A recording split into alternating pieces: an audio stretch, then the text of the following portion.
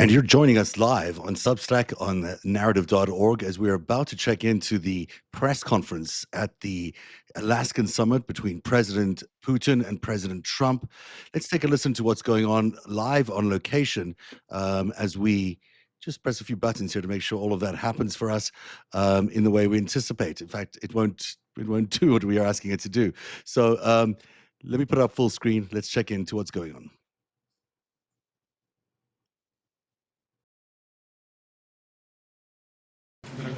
Good afternoon, dear neighbor. Very good to see you. In good health and to see you alive. I think that is very neighborly. And I think that's some kind words that we can say to each other. We're separated by the Strait of Bering, though there are 2 islands only between the Russian island and the U.S. island. They're only 4 kilometers apart. We're close neighbors, and it's a fact. It's also important that Alaska has to do with our common heritage, common history between Russia and the U.S., and many positive events have to do with that territory. Still, there is tremendous cultural heritage back from the Russian America. For example, Orthodox churches and a lot of, more than 700 geographical names of Russian origin. During the Second World War, it was here in Alaska that was the origin of the legendary air bridge for the supply of military aircraft and other equipment under the Lend-Lease program. It was a dangerous and treacherous route over the vast emptiness of ice. However, the pilots of both countries did everything to bring closer the victory. They risked their lives and they gave it all for the common victory. I was just in the city of Magadan in Russia, and there is a memorial there dedicated to the Russian and the U.S. pilots. And there are 2 flags, the U.S. flag and the Russian flag. And I know that here as well, there is such a memorial. There is a military burial place several kilometers away from here. The Soviet pilots are buried there who died during that dangerous mission. We're thankful to the citizens and the government of the U.S. for carefully taking care of their memory. I think that's very worthy and noble. We'll always remember other historical examples when our countries defeated common enemies together in the spirit of battle camaraderie and allyship that supported each other and facilitated each other. I'm sure that this heritage will help us rebuild and foster mutually beneficial and equal ties at this new stage, even during the hardest conditions. It is known that there have been no summits between Russia and the U.S. for 4 years, and that's a long time. This time was very hard for bilateral relations, and let's be frank, they have fallen to the lowest point since the Cold War. I think that's not benefiting our countries and the world as a whole. It is apparent that sooner or later we had to amend the situation to move on from the confrontation to dialogue. And in this case, a personal meeting between the heads of state has been long overdue. Naturally, under the condition of serious and painstaking work, and this work has been done in general. Me and President Trump have very good direct contact. We've spoken multiple times. We spoke frankly on the phone. And Special Envoy of the President, Mr. Witkoff, traveled out to Russia several times. Our advisors and heads of foreign ministries kept in touch all the time. And you know fully well that one of the central issues was the situation around Ukraine. We see the strive of the administration and President Trump personally to help facilitate the resolution of the Ukrainian conflict. And his strive to get to the crux of the matter, to understand this history, is precious. As I've said, the situation in Ukraine has to do with fundamental threats to our security. Moreover, we've always considered the Ukrainian nation, and I've said it multiple times, a brotherly nation, however strange it may sound in these conditions. We have the same roots, and everything that's happening is a tragedy for us and terrible wound. Therefore, the country is sincerely interested in putting an end to it. At the same time, we're convinced that in order to make the settlement lasting and long-term, we need to eliminate all the primary roots the primary causes of that conflict, and we've said it multiple times, to consider all legitimate concerns of Russia and to reinstate a just balance of security in Europe and in the world on the whole. And I agree with President Trump, as he has said today, that naturally the security of Ukraine should be ensured as well. Naturally, we are prepared to work on that. I would like to hope that the agreement that we've reached together will help us bring closer that goal and will pave the path towards peace in Ukraine. We expect that Kiev and European capitals will perceive that constructively and that they won't throw a wrench in the works. They will not make any attempts to use some backroom dealings to conduct provocations to torpedo the nascent progress. Incidentally, when the new administration came to power, bilateral trade started to grow. It's still very symbolic. Still, we have a growth of 20%. As I've said, we have a lot of dimensions for joint work. It is clear that the U.S. and Russian investment and business cooperation has tremendous potential. Russia and the U.S. can offer each other so much in trade, digital, high-tech, and in space exploration. We see that Arctic cooperation is also very possible, and our international context, for example, between the Far East of Russia and the West Coast of the U.S. Overall, it's very important for our countries to turn the page, to go back to cooperation. It is symbolic that not far away from here, at the border between Russia and the U.S., there was a so-called international date line. I think you can step over, literally, from yesterday into tomorrow. And I hope that we'll succeed in that, in political sphere. I would like to thank President Trump for our joint work, for the well-wishing and trustworthy tone of our conversation. It's important that both sides are result-oriented, and we see that the President of the U.S. has a very clear idea of what he would like to achieve. He sincerely cares about prosperity of his nation. Still, he understands that Russia has its own national interests. I expect that today's agreements will be the starting point, not only for the solution of the Ukrainian issue, but also will help us bring back business-like and pragmatic relations between Russia and the U.S. And in the end, I would like to add one more thing. I'd like to remind you that in 2022, during the last contact with the previous administration, I tried to convince my previous American colleague that the situation should not be brought to the point of no return when it would come to hostilities. And I said it quite directly back then, that it's a big mistake. Today, when President Trump saying that if he was the president back then, there will be no war. And I'm quite sure that it would indeed be so. I can confirm that. I think that overall, me and President Trump have built a very good business-like and trustworthy contact. And I have every reason to believe that moving down this path, we can come, and the sooner the better, to the end of the conflict in Ukraine. Thank you. Thank you. Well, thank you very much, Mr. President. That was very profound, and I will say that I believe we had a very productive meeting. There were many, many points that we agreed on, most of them, I would say, a couple of big ones that we haven't quite gotten there, but we've made some headway.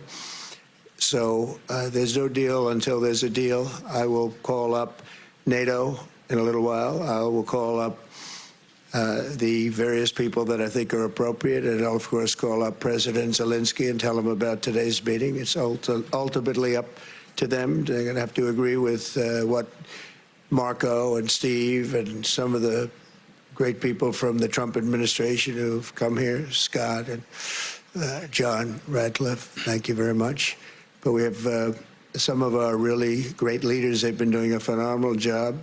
We also have some tremendous Russian business representatives here, and I think, you know, everybody wants to deal with us. We've become the hottest country anywhere in the world in a very short period of time, and we look forward to that. We look forward to dealing. We're going to try and get this over with. We really made some great progress today. I've always had a fantastic relationship with President Putin, with Vladimir.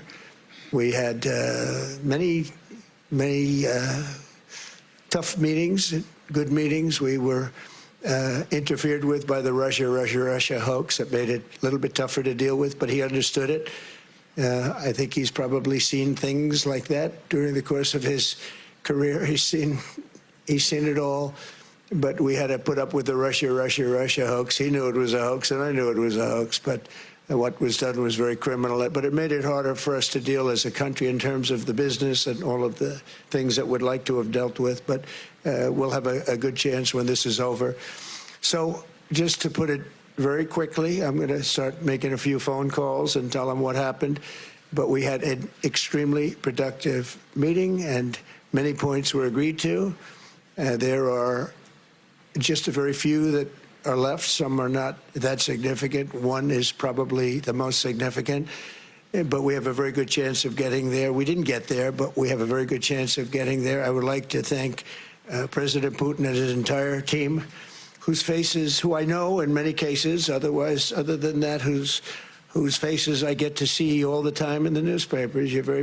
You're almost as famous as the boss, but especially this one right over here. But we had some good meetings over the years, right? Good, productive meetings over the years, and we hope to have that in the future. But let's do the most productive one right now. We're going to stop really 5, 6, 7,000, thousands of people a week from being killed, and President Putin wants to see that as much as I do. So, again, Mr. President, I'd like to thank you very much, and we'll speak to you very soon and probably see you again very soon. Thank you very much, Vladimir. Next time in Moscow. Oh, that's an interesting one. I don't know. I'll get a little heat on that one, but I could see it possibly happening. Thank you very much, Vladimir. And thank you all. Thank you. Thank you. Thank you so much. Well, that will be that. I don't know if they're taking any questions. It'll be really interesting to see if they take any questions under the banner of pursuing peace. Vladimir Putin and Donald Trump make statements and leave the room, not willing to accept any questions by the delegations of media that are there. Wow, that tells you a lot about the state of play of what went on today. There was no agreement between these two men on anything substantial today that came out of today's supposedly high-stakes summit. We have no ceasefire agreement. There will be conversations continuing. Vladimir Putin at the end there said, maybe next time in Moscow. They've discussed setting the table for future talks, but they haven't discussed how they've set that table.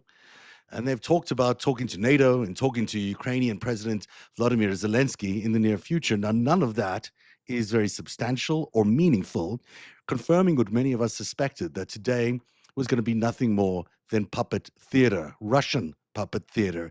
In fact, you heard Donald Trump refer to Vladimir Putin as the boss during that conversation. That is not just a slip of the tongue. That is, in fact, what Vladimir Putin is to Donald Trump. He is the boss in a mafia kind of way, the boss, as Donald Trump is often referred to as the boss by his contemporaries in the United States. This was a disaster on the international front for the United States to invite this war criminal, this person who has attacked Ukraine, who's caused so many deaths of so many people, both in his own army, but also the many, many people have died in Ukraine, to invite him onto American soil where he can advance his agenda, which included there, and by the way, many references to Alaska at the beginning of his comments there, talking about how Alaska and the Russia are so closely aligned. Of course, they were, but this was all a gift, an absolute gift to the Russian president, Vladimir Putin, who was able to then turned around and also led the press conference. If you notice that, he was the first person to speak at the press conference, followed then by Donald Trump. That is not the way international diplomacy works, but it is the way international diplomacy works, in this case, when Vladimir Putin is the boss of Donald Trump, and it's his summit, and it's his choreography, it's his everything that took place today. What a slap in the face for America, what a absolute embarrassment for Donald Trump. He will be going home today not only empty-handed, but embarrassed by the man who he calls the boss, the man who attacked American democracy in 2015 by installing Donald Trump as a Manchurian candidate, and the same man who attacked Ukraine, a sovereign country, and has caused so much death and destruction. The world will look on this moment as absolutely abysmal, but it is better, I suppose, than what it could have been, which is that they could have announced that they had peace in our time, which is what they were setting up for, a potential Chamberlain-like moment where we have peace in our time. Well, we will not have peace in our time as long as Vladimir Putin is still the head of the of the Federation of Russia. And what's really important now is that people at home call their senators, call their Congress people, absolutely demand that those sanctions that are sitting in the Senate, 80% of the Senate, 80 co-sponsors on this one bill to extend Russian sanctions against Russia. Well, they're sitting there and waiting to vote on that bill. Let's get that bill passed and through Congress. It's high time that Russian President Vladimir Putin is forced into stopping this war. And the only way he'll do that if there are sanctions against him on the oil sector, and if India and China are also sanctioned for buying oil from Russia. Those sanctions need to be put in place, and now is the time to press our Congress people to push that ahead, to get this in place as soon as possible. Not to mention, this was designed as a distraction, clearly, for the Epstein files, which continue to dog the president of the United States. But also, let me remind you, our exclusive the other day, where Vicky Ward told us that Putin and Epstein are connected to each other, and we will continue to expose that. In fact, coming up in our next episode, or the next chapter of The Greatest Heist, we'll reveal exactly how these two men you see in the picture right next to me, Vladimir Putin and Donald Trump, are connected to each other, but also how they are connected to Jeffrey Epstein. It's time to get back to the Epstein. It's time to get back to the sanctions against Russia. Let's figure out the way to proceed with our agenda here, which is about how we continue to put pressure on this presidency to step down. Because what we really are seeing is a Manchurian candidate who leaves us no choice but to we can't lie about what we're seeing. We're seeing it in real time. What we're seeing is a puppet president of the United States who, again, after the embarrassment in Helsinki so many years ago, again comes out of this particular press conference and this summit looking like an understudy for Putin, like an absolute sub-president, not the leader of the free world. Is this what MAGA really wants? An American president that is stick-handled, that is a puppet, that is basically a dog at a leash for the president of Russia, Vladimir Putin, who choreographed today's events, who led today's events, and who also, by the way, let me assure you, led the press conference at the end there, which is not what is normally done.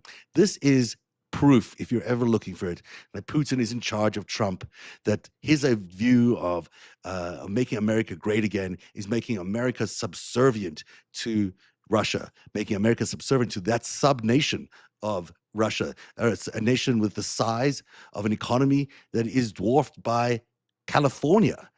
This is the person who MAGA has chosen to lead America, a person was beholden to Vladimir Putin, who has a history of being involved with the Russian mob, a history of being a KGB asset. We'll be revealing all of that again in our greatest heist. And we encourage you to support all the independent journalists that are here on Substack, where a lot of the truth about this is being spoken, whether it's Dean Bundell, whether it's Olga Lautman, Lev Parnas, myself, anybody who's out there who are putting out the truth. This is the place to support right now, because we need to counter this remarkably thorough propaganda effort that is being put out by the mainstream media, where they're acting like this is nothing.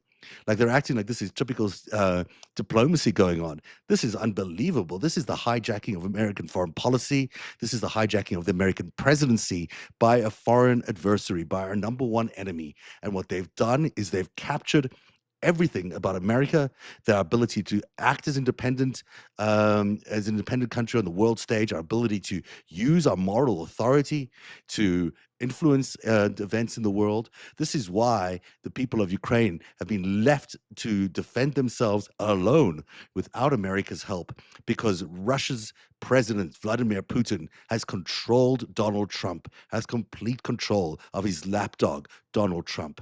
It's high time that this is clear to everybody, that we all understand exactly what we're dealing with here, and that both of these men are indeed connected to Jeffrey Epstein, are indeed connected to the human trafficking, but also to the trillions of dollars that have been stolen from the United States over the last 4 decades. This is the end of any doubt that we've had about who Donald Trump is. And if there are still viewers out there who believe that Donald Trump is somehow a respectable president or a real president of the United States, today would have disarmed you of any of those notions. Vladimir Putin is in charge of the United States presidency right now. It's as clear as anything that Donald Trump listens to everything he says. Couldn't stop complimenting this guy who's a murderer, who's a war criminal, who's caused the deaths of millions of people. It is high time that people stand up to Donald Trump and stand up for the people of Ukraine and begin enforcing these sanctions that are sitting in Congress right now. These sanctions should be passed immediately. And if Democrats don't seize this mantle right now and don't press really hard for those sanctions, then they too are complicit in all of this.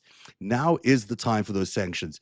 It's time for Vladimir Putin to be isolated on the world stage. And the way to do that is through these sanctions. That's all I have to say tonight. Thank you for being here for our coverage, for both the original part of this day with Dean Blundell, Dean was on fire today. If you haven't seen that, go back and check it out. It's really good TV, but it's also very accurate about what's going on. You'll hear about the stakes of what's happening today, what really will lead us to, if this continued appeasement by Donald Trump of the Russian president, of this aggressor, Vladimir Putin, what this will lead us to is World War III. And your kids and your grandkids fighting wars that are not in your interests, fighting wars not for freedom, but fighting wars for tyrants, fighting wars for people like Vladimir Putin, the most unbelievable criminal in the world, who has not only launched these wars, but is a dictator of the greatest note, working on behalf of the Chinese president as well, in order to create chaos around the world and to end democratic rights around the world. And I'm sorry I'm preaching a lot here today, but this is just the end of my patience with this administration. There is no room left for this kind of activity around the world, as people are dying in Ukraine on a daily basis. The attacks come every single night on Ukraine because our president, Donald Trump, has refused to arm them with sufficient weapons to allow them to deter those attacks by Vladimir Putin. And yet he gives Vladimir Putin the respectability of arriving in the United States and stepping foot on American soil when he is a war criminal, and then gives him the podium to preach whatever he wants to tell Donald Trump what the next situation is and what the next thing is about.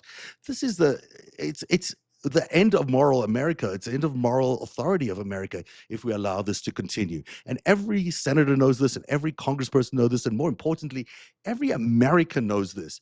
And it's time for Americans to call their congresspeople and put them on notice that if they don't support these sanctions bills that is currently in the Senate and also in the House, that they will not be getting their votes. That, especially if you're in a Republican district, if you are a Republican, if you have a Republican senator or a congressperson, it is high time that you let them know that their jobs are on the line if they don't vote for sanctions against Russia, and if they don't vote for sanctions that include sanctions against India and sanctions against China for buying that oil and keeping the Russian economy alive.